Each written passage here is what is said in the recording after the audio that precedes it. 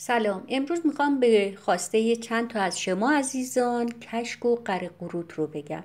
مواد غذایی که خودتون تو خونه درست میکنین 100% ارزش خیلی بالایی داره به دلیل کیفیت و تمیزی اون. من از 2 کیلو ماست استفاده میکنم و 1,5 کیلو دوغ. میتونین به جای دوغ آب هم بریزین، اما با دوغ بهتر میشه. خوب هم میزنم تا صاف و یک دست بشه. در ضمن ماست باید ترش باشه و من ماست رو 1 روز خارج از یخچال نگه داشتم و بعد اونو میبرم روی حرارت میذارم.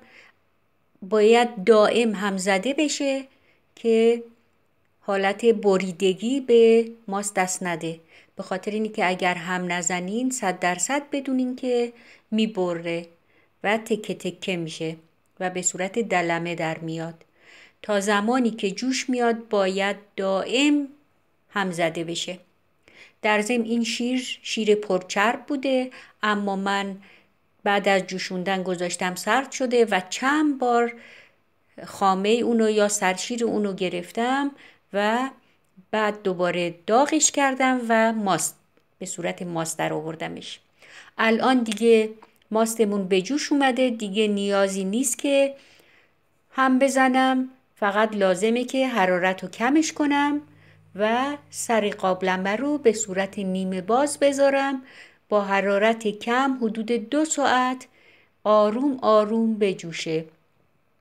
در ضمن گاهی در مدت این 2 ساعت 3-4 بار سر میزنم بهش و یه همه کوچیک میزنمش. الان 1 ساعت و نیمی که ماستمون داره با آرومی میجوشه و 1 قاشق نمک بهش اضافه میکنم و خیلی کم دوباره هم میزنم. برای درست کردن کشک حتما باید ماست کم چرب داشته باشین که کشکتون خوب در بیاد. اینو در نظر داشته باشین. بعد از 2 ساعت و ربع من قابلمه رو از روی حرارت برداشتم. ببینین به این شکل دلمه‌ای شده و بعد از اینکه یه مقداری داغی اون گرفته شد اونو توی صافی میریزم. توی صافی که پارچه گذاشتم یا میتونین کیسه بذارین. نوع جنس پارچه‌تون جوری باشه که بافت ریز داشته باشه و کشک ازش عبور نکنه و تنها آب کشک از اون عبور کنه، مثل این.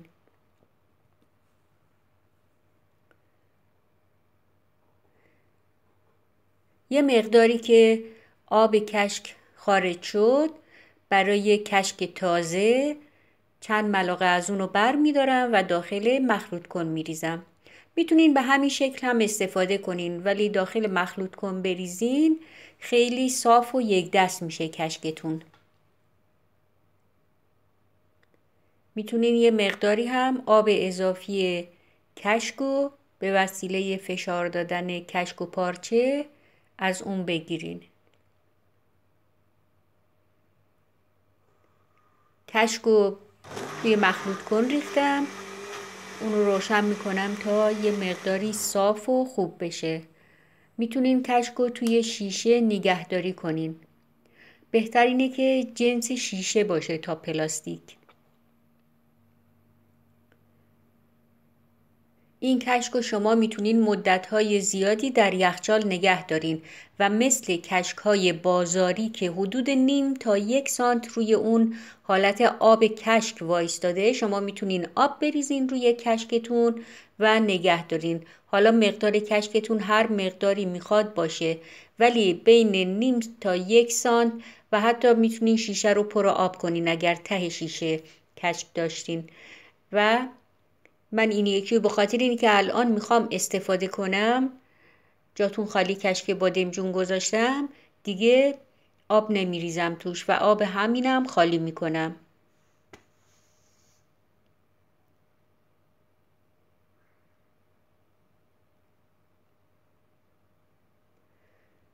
دوباره میام سراغ کشکی که میخوام خشکش کنم، آب اضافی اونو میگیرم. میتونین صبر کنین تا آب اضافی اون خارج بشه و کاملا خنک بشه، اما من به دلیل اینی که میخوام سریع فیلمو بگیرم و به شما نشون بدم این کار رو انجام دادم. اگر کمی آب داخل کشک بمونه بهتره، برای اینکه موقعی که میخوایم کشک رو درستش کنیم بهتر توی دست فرم میگیره.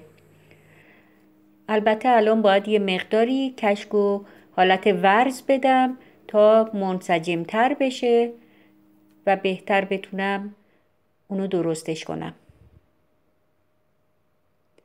برای درست کردن کشک بهتر اینه که اگر نیاز بود دستتون خیس کنین، تو همون آبی که از صاف کردن کشک به دست اومده خیس کنین.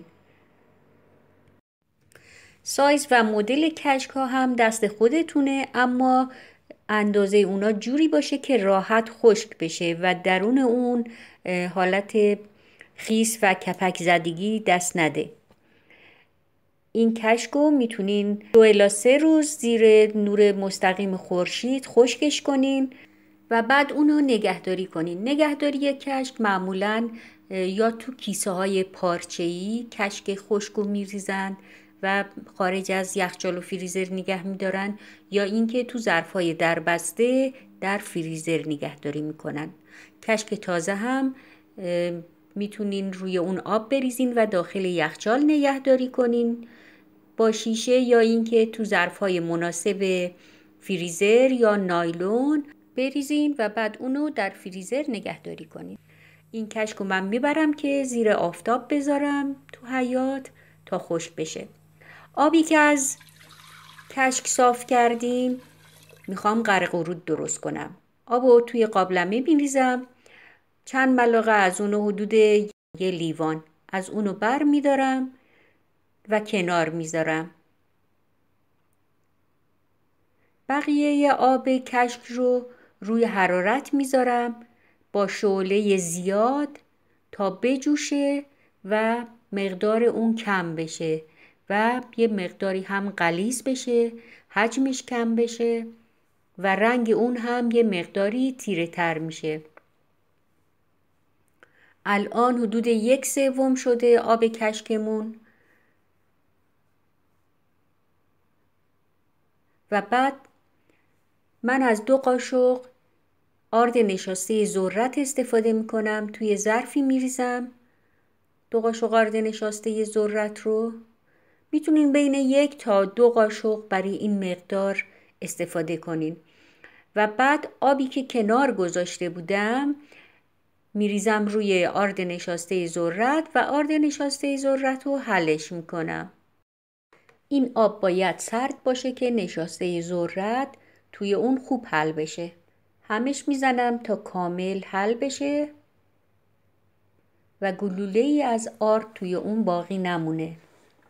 از آرد سفید هم میتونین استفاده کنین، ولی ترجیحاً آرد نشاسته ذرت بهتره.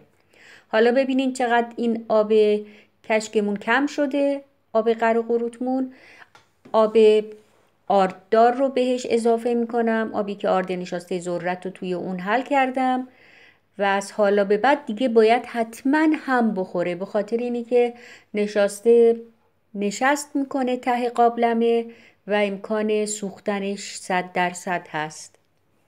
هم بزنین، خیلی سریع هم بزنین تا گوله نشه. تو این زمان حرارت باید کاملا کم باشه که آب غرق ورود سریع خشک نشه و آرد بمونه، آرد خام بمونه.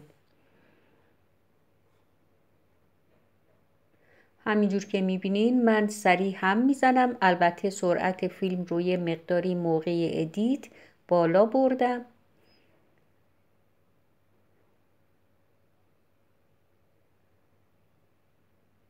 اینقدر هم بزنین تا این ماده‌ای که شکل خمیر شده قشنگ وسط ظرفمون جمع بشه.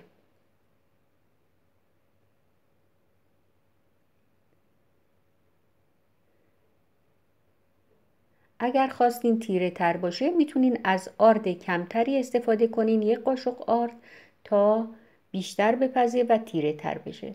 بعد اونو میتونین روی نایلون، ظرفش فرقی نمیکنه، فقط مهم اینه که توی نایلون بذارین. اگر خواستین نایلون نذارین میتونین توی یه ظرف کوچیک که چرب شده هستش خمیر قره قروتمون رو خالی کنین. من توی نایلون گذاشتم و با دست یه مقداری اونو صافش میکنم. همینطور کنارهاشو صاف میکنم تا خنک بشه و بتونم اونو برشش بزنم. عزیزان، کشک و قره قروتمون آماده است. قره قروت که بلافاصله آماده میشه، اما کشک 3 روز طول کشید تا کاملا این شکلی خشک شد.